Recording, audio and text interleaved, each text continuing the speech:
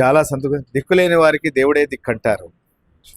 మరి అదే నేడు మహాలక్ష్మికి అందున దేవుడే అండగుండేసి, మరి సాధారణంగా ఈవేళ నబిడేసు ప్రెగ్నెన్సీ అనగానే బాగా ఆరోగ్యవంతులే, అన్నీ తినే, రకరకాలుగా ఉండి అది సర్జరీ అవుతున్నాయి.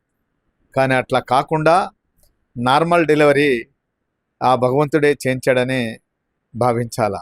ఎందుకంటే ఏమీ తెలియని అమ్మాయి మహిళకి పురిటి నొప్పుల వేదన ఎంత ఉంటుందో చెప్పడానికి వీల్లేదు. మరొక జన్మించినట్టే ఆ తల్లి ఒక బిడ్డకి జన్మనివ్వటం అంటే అంతటి బాధ ఉంటుంది. అంతటి బాధను కూడా భరించి ఒక పండంటి మగబిడ్డకి తనకి భవిష్యత్తులో చూసుకునే వారసుడిని ఆ భగవంతుడే ఇచ్చాడని భావించాలా. ఎందుకంటే ఈవేళ అందరూ బాబు కావాలని చూస్తున్నారు. మరి పాపలను అడిగే వాళ్ళు తక్కువ ఉంటారు. మరి అటువంటిది తను నాకు ఆ బిడ్డ కావాలా, ఈ బిడ్డ కావాలని అడగకపోయినా కానీ ఆ భగవంతుడే తనకి భవిష్యత్తులో చూసుకోవడానికి ఒక పండంటి మగబిడ్డనిచ్చాడు.